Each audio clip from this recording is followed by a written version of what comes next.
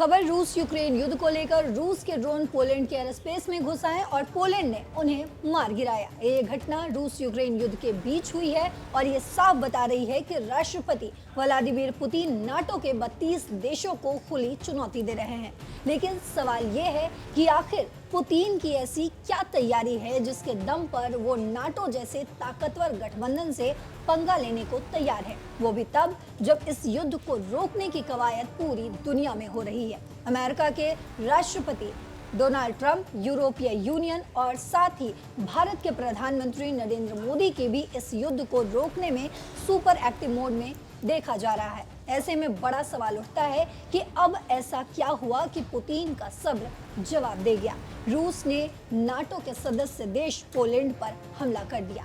दरअसल 9 से 10 सितंबर की रात को रूस ने यूक्रेन पर बड़े हमले किए। इसमें सैकड़ों ड्रोन और मिसाइलें इस्तेमाल हुई। यूक्रेन की एयरफोर्स ने चेतावनी दी कि कई रूसी शाहेद ड्रोन जो ईरान से आते हैं पोलैंड की सीमा पार कर उसके एयर स्पेस में घुस गए। पोलैंड जो नाटो का मेंबर है, उन्होंने तुरंत एक्शन लिया। उनकी आर्मी ने F-16 जेट्स और नाटो के सहयोगी प्लेन स्क्रैम्बल किए, एयर डिफेंस सिस्टम को हाई अलर्ट पर डाला और ड्रोनों को मार गिराया। पोलैंड के ऑपरेशनल कमांड ने इसे आक्रामकता का कार्य बताया। वॉर्सो का शोपिन एयरपोर्ट, रेजेंजो और लुबलिन जैसे 4 एयरपोर्ट बंद कर दिए गए। नागरिकों को घर में रहने की हिदायत भी दी गई। कोई नुकसान नहीं हुआ, लेकिन ये पहली बार है जब पोलैंड ने रूसी ड्रोनों को सीधे निशाना बनाया। अमेरिकी विदेश मंत्री मार्को रूबियो ने कहा कि उन्हें इसकी जानकारी दी गई है। यूएस सीनेटर डिक डर्बिन ने इसे पुतिन की नाटो की हिम्मत की परीक्षा करार दिया। यूक्रेन के विदेश मंत्री ने कहा पुतिन वेस्ट को टेस्ट कर रहे हैं, कमजोर रिएक्शन से वो और आक्रामक होंगे। आपको बता दें, रूस ने अभी तक कोई ऑफिशियल कमेंट इस पर नहीं किया है, लेकिन ये घटना 3 साल के धैर्य के बाद लग रही है। पोलैंड लगातार रूस को चुनौती देता आया है और यूक्रेन को हथियार सप्लाई, नाटो बेस होस्टिंग, इन तमाम चीज़ों के सबूत के तौर पर देखा जा रहा है। अब पुतिन ने 32 नाटो देशों को चैलेंज कर दिया, क्योंकि नाटो का आर्टिकल 5 कहता है एक पर हमला यानी सब पर हमला। लेकिन इन तमाम घटनाओं के बीच जो बड़ा सवाल है वो ये है कि पुतिन की आखिर क्या तैयारी है, वो नाटो से क्यों भिड़ने को तैयार है। लेटेस्ट इंटेलिजेंस रिपोर्ट से साफ है कि रूस बड़े प्लान पर काम कर रहा है। सबसे पहला प्लान मिलिट्री बिल्डअप। रूस का डिफेंस बजट 2025 में 120 बिलियन यूरो पहुंच गया है, जीडीपी का 6% से भी ज्यादा। आर्मी को 1.5 मिलियन सैनिकों तक बढ़ाया जा रहा है और नाटो बॉर्डर पर हथियारों की मात्रा 30 से 50% बढ़ी है।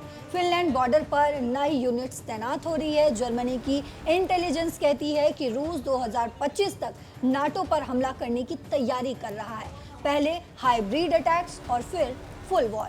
वहीं दूसरी तैयारी अलायंस को मजबूत करना माना जा रहा है। पुतिन ने हाल ही में चीन की यात्रा की, जहां शी जिनपिंग और नॉर्थ कोरिया के किम जोंग उन से भी मिले। चीन से आर्थिक और टेक्नोलॉजी सपोर्ट, नॉर्थ कोरिया से हथियार, ये तैयारी है।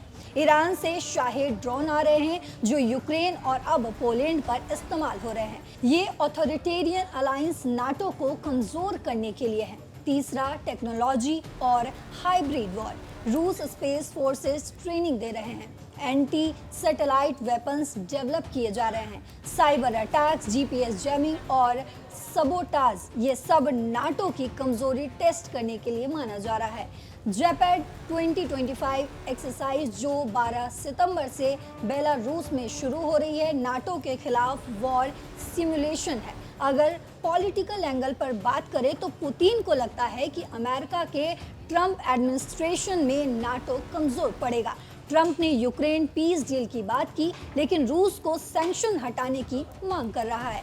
पुतिन की शर्तें हैं यूक्रेन नाटो ज्वाइन ना करे, डोनबॉस छोड़ दे और वेस्टर्न ट्रूप्स ना आए। वो मानते हैं कि नाटो की ओपन डोर पॉलिसी रूस को घेर रही है, इसीलिए वो पहला हमला करेंगे।